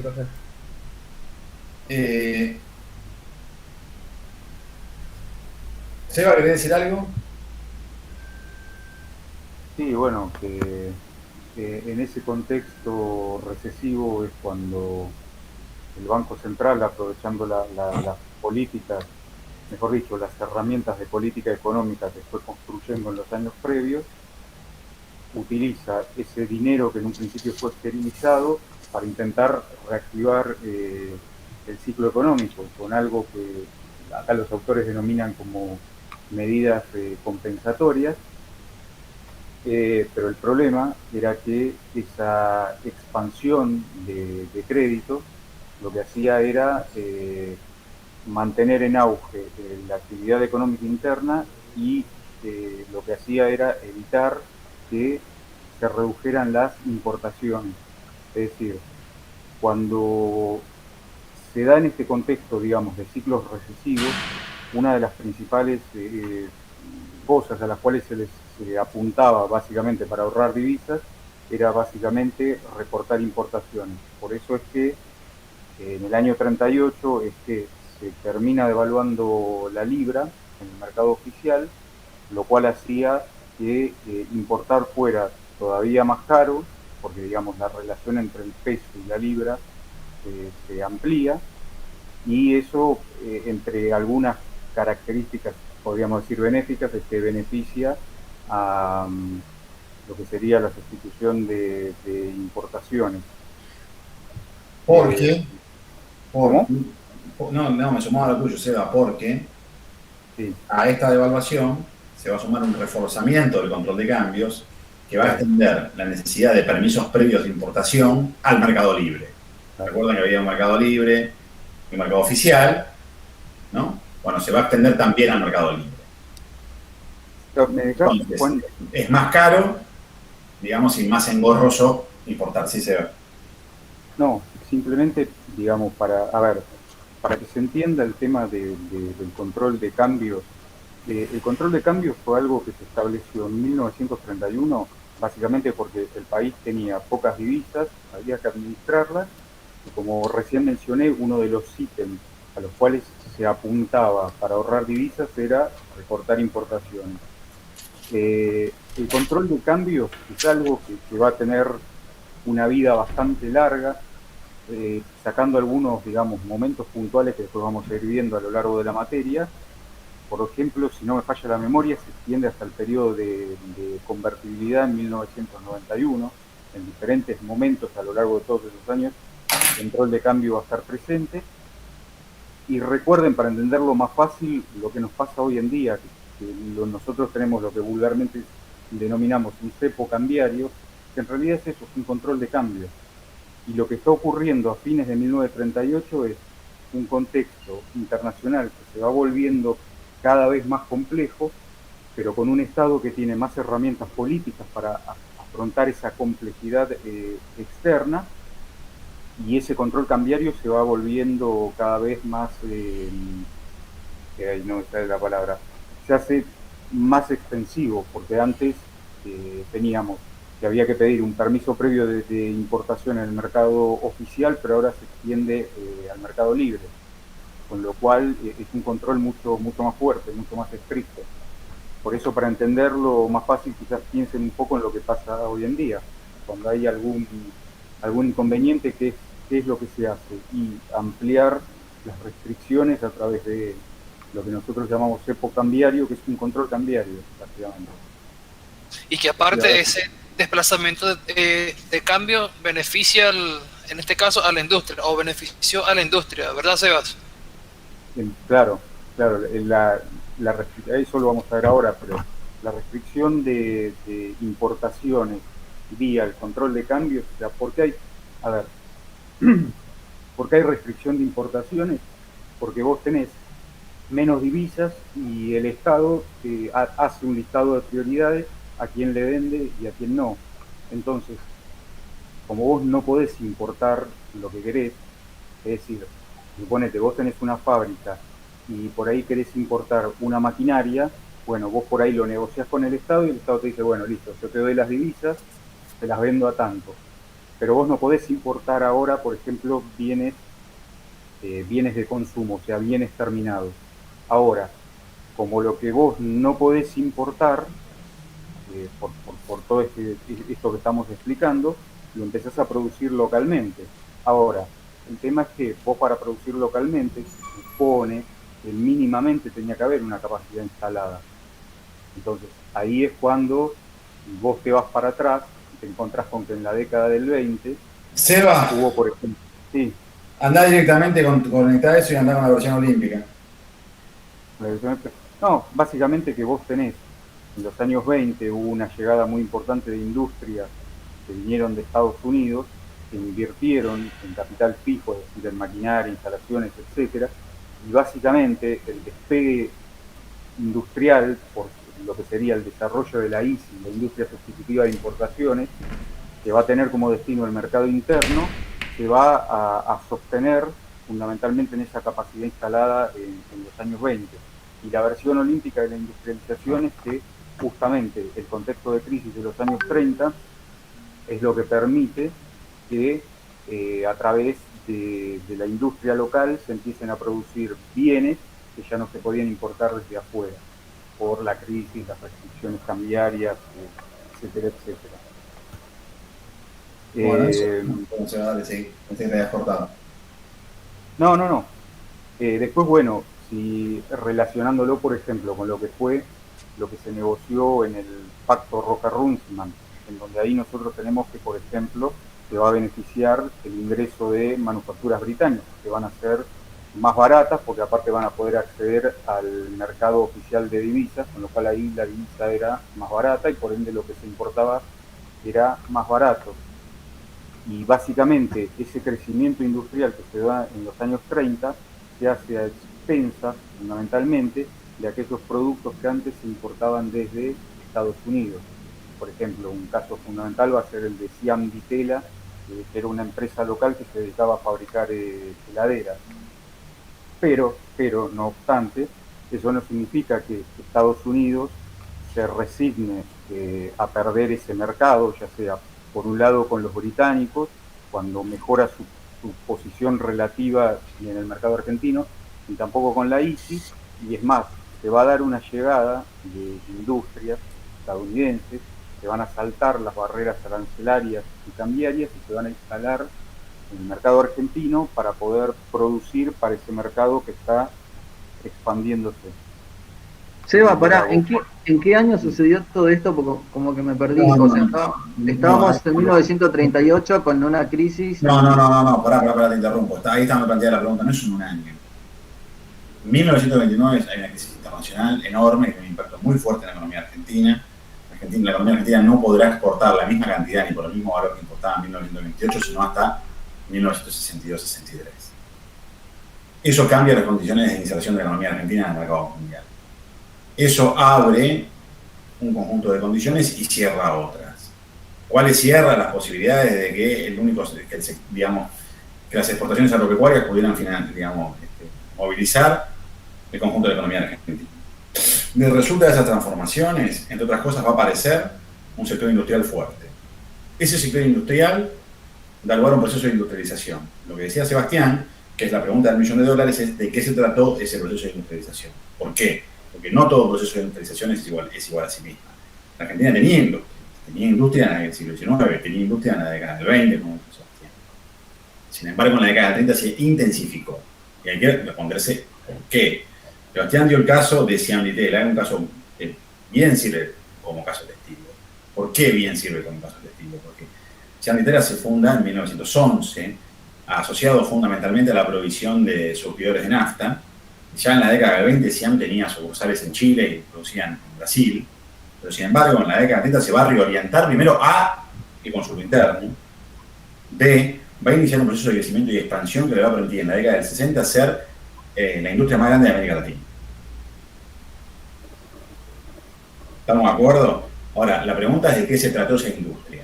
Para comprender de qué se trató esa industria, Sebastián dijo industrialización por sustitución de importaciones. Porque hay un tipo de industria que es complementaria de las agroexportaciones, o sea, hay un tipo de crecimiento industrial que fue complementaria del crecimiento de la economía argentina hacia afuera, a través de las exportaciones. ¿Por qué? Fundamentalmente por el costo del flete y por supuesto, por la capacidad de compra del mercado. Ahora, Sebastián acaba de decir que en la década del 30, resulta de la caída del comercio internacional y del control de cambios, o sea, un elemento, digamos, que es completamente shock y otro elemento que es parcialmente shock, porque si bien el control de cambios surgió como una respuesta coyuntural, como explicó Sebastián, para poder cubrir el servicio de deuda, luego se sostuvo durante una década y ese control de cambio, cuando se sostuvo durante una década, tuvo otros efectos que uno puede decir que en alguna medida fueron positivos para el crecimiento del sector industrial, lo que no se puede afirmar con total seguridad de que ese crecimiento, que ese efecto positivo se ve en la industria haya sido enteramente buscado. Lo que estaba diciendo Sebastián es que el control de cambios existió, que ese control de cambios tuvo un efecto positivo, lo cual no es lo mismo que decir que el control de cambios se creó para favorecer a la industria. ¿Se entiende? Sí, profe. Sí, sí. Todos. Ahora, en ese sentido, la pregunta sobre el año carece de sentido, valga la redundancia. Juan, una cosita, te redondeo lo que dijiste. Sí. Digamos, la industrialización sustitutiva, básicamente lo que implica es que hasta ese momento existía, que Juan lo mencionó, una división que tenía que ver con decir, bueno, tenemos la economía agroexportadora, tenemos algunas agroindustrias, que eran las industrias naturales, es decir, industrias que se consideraba que podían tener alguna viabilidad porque existían, porque el país producía materias primas que podían procesarse acá. Pero por el otro lado estaban industrias que se consideraban artificiales, que eran industrias para las cuales, por ejemplo, el país no tenía materias primas para poder procesarlas localmente, sino que se necesitaba de importar insumos desde el exterior. Pero no te que Seba, en el sentido de que no le contemos que la sesión es el mayordomo. Lo importante que se grafique en la cabeza a fuego es que no todo proceso de crecimiento industrial es igual a sí mismo. Uno puede hablar de revolución industrial, por ejemplo, en el caso de Gran Bretaña, innovación. Puede hablar de industrialización dirigida por el Estado, por ejemplo. Puede hablar de industrialización complementaria a las agroexportaciones. O puede hablar de industrialización sustitutiva. Implica producir localmente lo que antes importaba. Ahora, ustedes que tendrían que preguntarme, y Juan, ¿por qué se puede importar, producir y comprar localmente lo que antes importaba? ¿Qué? ¿Ahora producimos más barato? Y la respuesta es no. No se trata de un reemplazo por mayor eficiencia o por baratura, sino que se trata de un reemplazo por condiciones provocadas por, valga la redundancia, las condiciones del comercio internacional, que responden primero al shock de la crisis de 1929 y luego a la Segunda Guerra Mundial.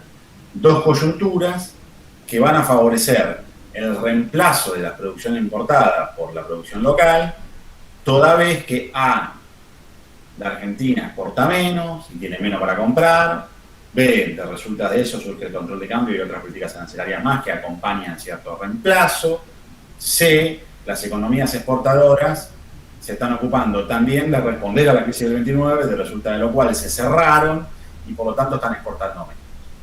Como la Argentina no solo desarrolló control de cambio, sino también algunas políticas arancelarias, algunas economías, la norteamericana puntualmente, porque estaba desfavorecida por el control de cambio de resulta de los acuerdos del Pacto Roca-Runciman que favorecían a la industria británica, lo que hacen es saltar las barreras arancelarias, es decir, colocar fábricas aquí. ¿Por qué colocan fábricas aquí? Porque, entre otras cosas, la Argentina tenía un mercado interno prometedor. ¿Se entiende? Por eso, en la década del 30 se instalan más de 100 compañías norteamericanas en Argentina, que son parte del proceso de industrialización. Ahora bien, esas compañías no son las únicas que protagonizan el proceso de industrialización distributiva, sino otras. Muchas empresas pequeñas, o sea, hay mucha pyme, mucha pequeña y mediana empresa, mucha empresa familiar, que son compañías A, vinculadas al mercado interno, con poca capacidad de exportación, B, sobre todo, al sector liviano. Digamos, hay otros niveles de industrialización, digamos, alguna dirigida por el Estado, por ejemplo, YPF, que digamos, implica ciertos desarrollos vinculados a la petroquímica. Hay compañías, digamos, sobre todo en el sector alimenticio, de mayor escala, muchas de las cuales son norteamericanas, por ejemplo, digamos, Bagley, en un caso. Pero, digamos, uno podría decir al mismo tiempo que buena parte del protagonista del proceso de industrialización sustitutiva fue la industria textil. ¿Estamos de acuerdo? Ahora, Sebastián dijo algo cuando yo le interrumpí, que decía 9 días que el asesino es el mayordomo. ¿Por qué? Porque el hecho de que haya industrialización liviana, es decir, fíjense cómo va la secuencia, digamos. El hecho de que, ¿por qué hay industrialización ahora sustitutiva? Bueno, porque hay problemas para importar. Y eso abre una ventana bárbaro. Entonces, bueno, qué bien, ahora gastamos menos divisa. Ahora, hay industria liviana.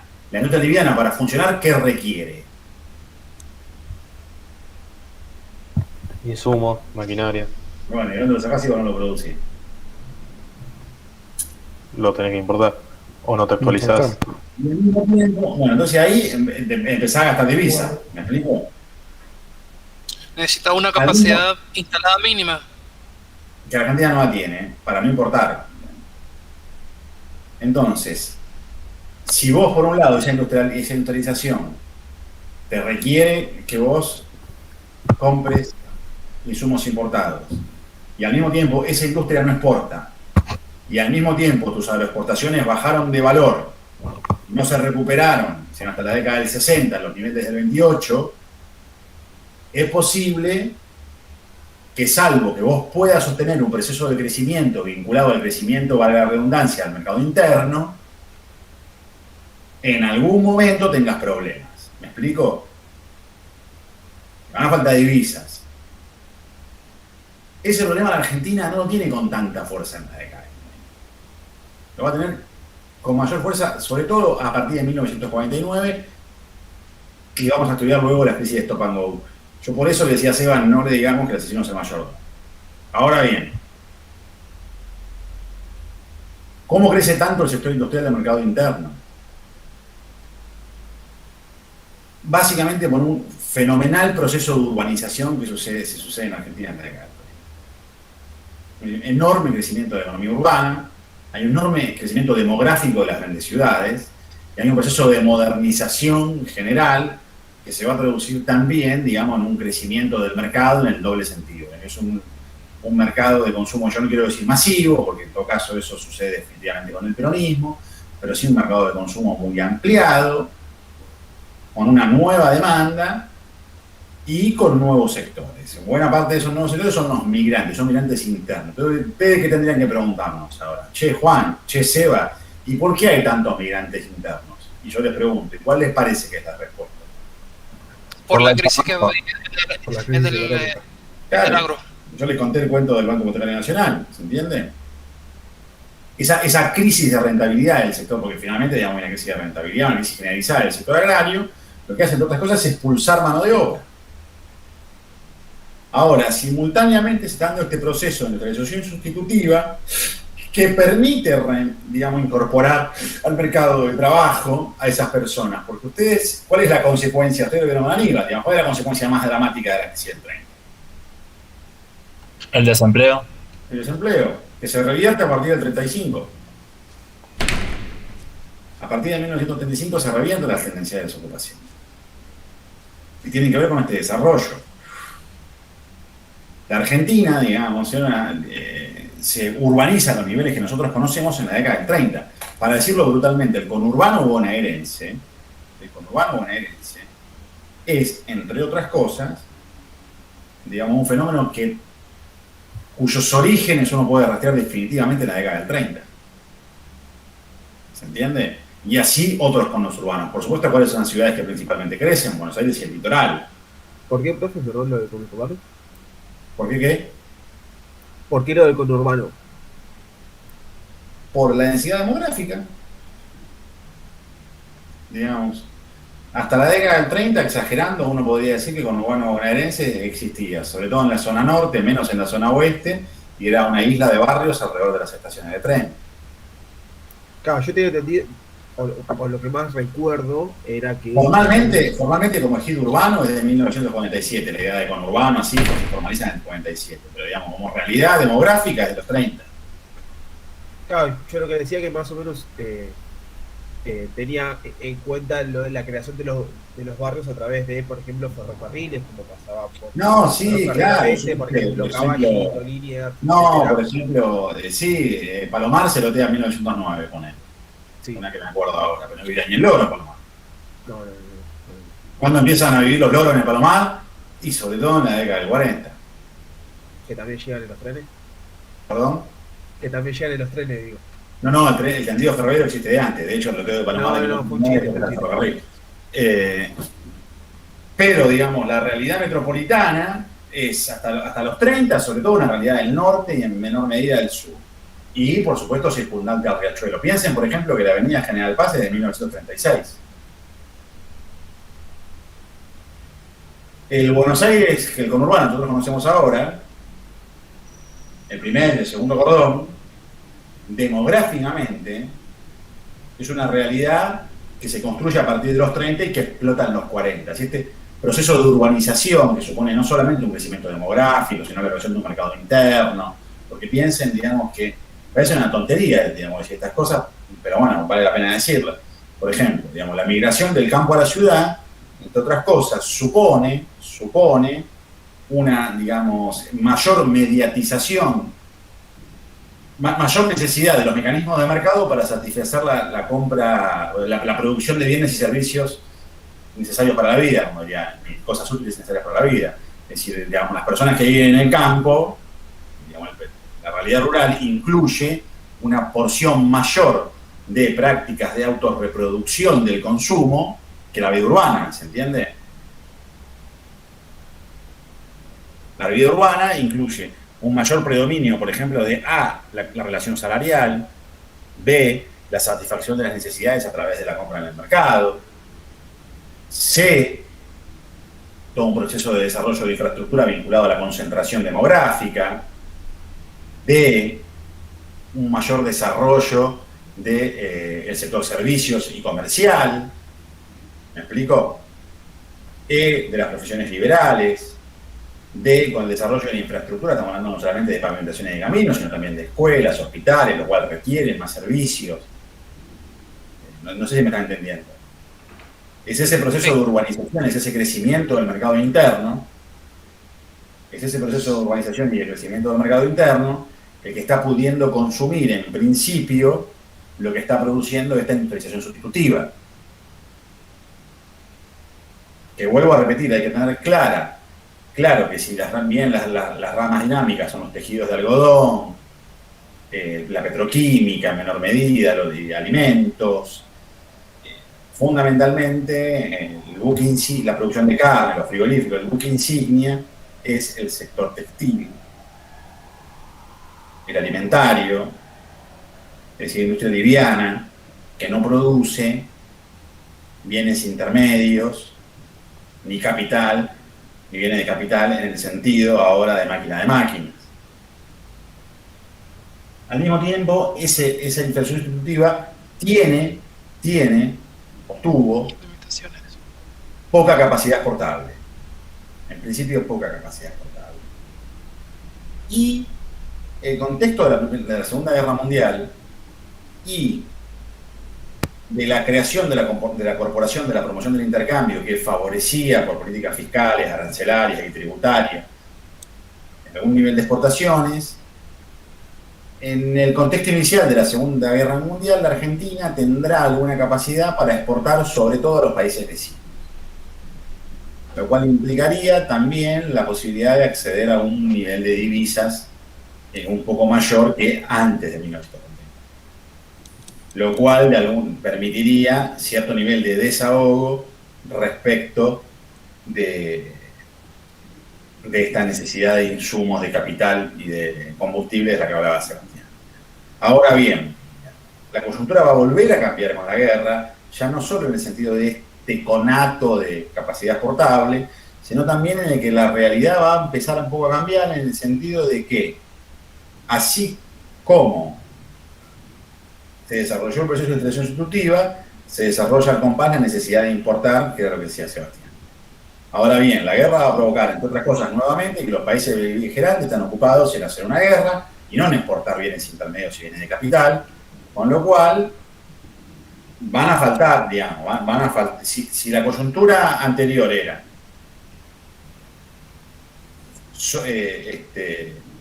tenemos divisas y faltan bienes, al revés, la coyuntura del 39 va a ser, tenemos divisas, lo estamos exportando, porque la coyuntura de la guerra va a favorecer las exportaciones argentinas, ya lo van a ver después, pero faltan bienes porque no podemos importar, porque los países productores que necesitamos importar no están exportando. ¿Estamos de acuerdo? Sí. Juan, una pregunta. Sí, ya te respondo. Déjame que diga esto para cerrar para la clase que viene. Todo este proceso de industrialización va a provocar nuevos debates y el despliegue de nuevas instituciones. Algunas, como la Corporación para la Promoción del Intercambio, digamos, tienen una función más bien administrativa y de carácter, digamos, financiero. Ahora bien, van a haber otras instituciones que se van a crear que tienen que ver muchas veces, tienen que ver con las empresas públicas, por ejemplo la Marina Mercante, que se va a crear en el 42. Pero eso lo van a ver en la próxima clase cuando sobre todo vean, digamos, frente a los debates sobre la industrialización y qué hacer con esta realidad, aparezca el primer gran plan que contempla qué hacer con la industria, que es el Plan Pinedo de 1940, que nosotros no vamos a ver, sino que van a ver la clase que viene. Y ahora sí, ¿cuál es tu pregunta?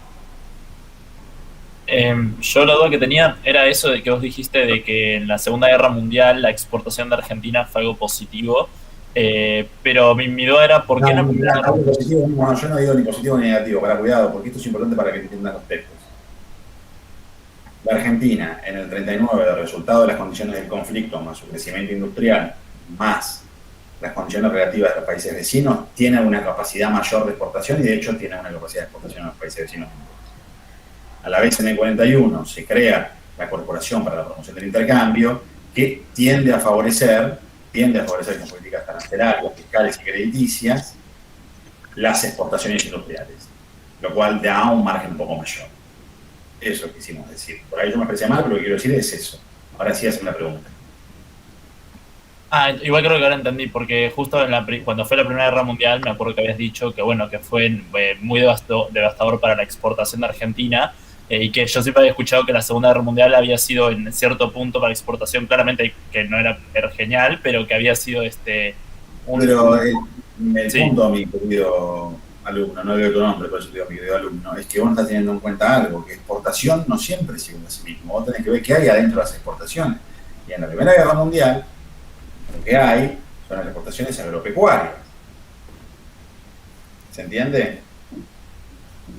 Sí. Y la industria no tiene capacidad de exportación.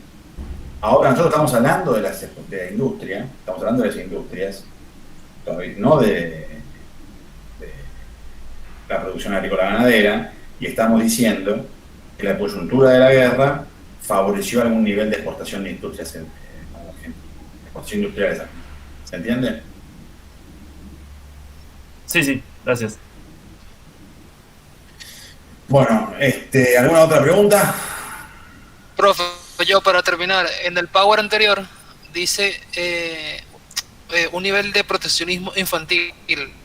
El infantil, ¿a qué hacen referencia? No. Hay la teoría del proteccionismo infantil, Sí. que la van a ver con detalle en el Plan Pinedo. Es una forma de nombrar de los actores históricos la idea de, bueno, hay que proteger todo o hay que segmentar lo que se protege. La Argentina tiene que reemplazar todas las importaciones, tiene que reemplazar algunas u otras. Sebastián dio una parte del debate, digamos. Hay una perspectiva que sostenía, bueno, mira, la Argentina no puede producir todo. ¿Por qué? Porque nosotros necesitamos importar y no nos alcanza. No podemos pagar todo lo que necesitamos importar para sostener el crecimiento industrial. Cerrado el camino por ahora de desarrollar industria pesada, cerrado ese camino, ese horizonte no existe, aparece otro horizonte. Che, bueno, ¿qué pasa si desarrollamos las industrias que nos demandan menos necesidad de importación? Y entonces, ¿por qué no apuntamos a desarrollar las industrias que consuman insumos locales? Y que son en pesos, ¿no? Bueno.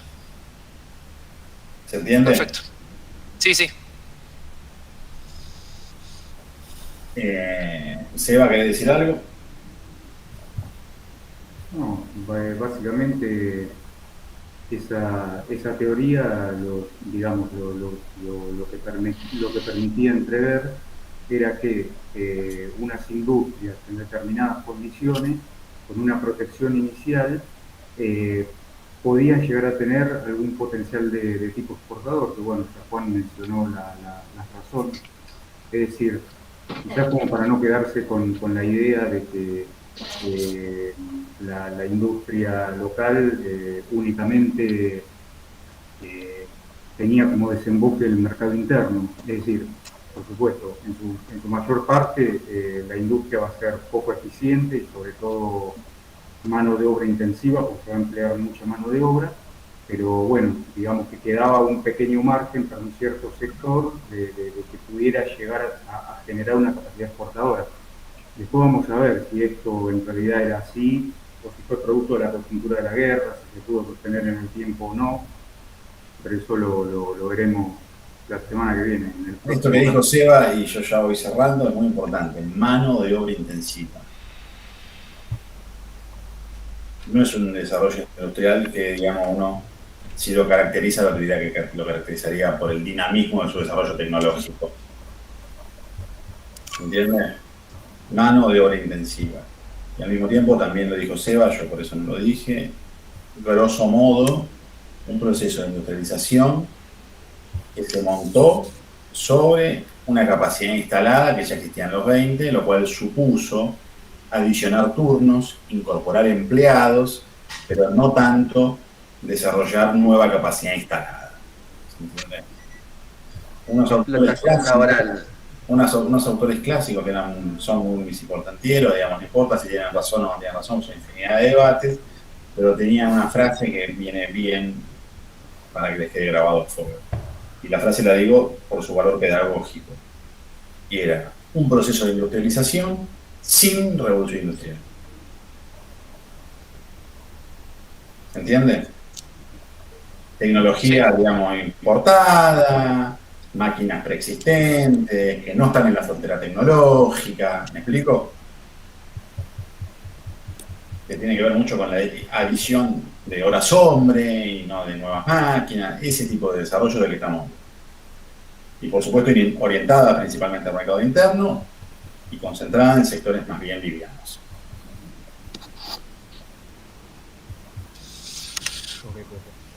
¿Todo bien?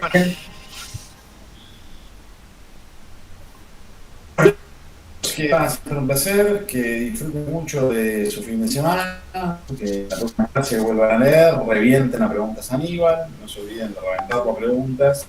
Es muy importante, como dirían los Simpsons, muy importante. Y bueno, que la pasen bien y que disfruten del bienestar de la selección argentina. Bueno, gracias, profe. Buenas noches. Un abrazo. Hasta luego, profe, nos vemos. Buen fin de. Chau.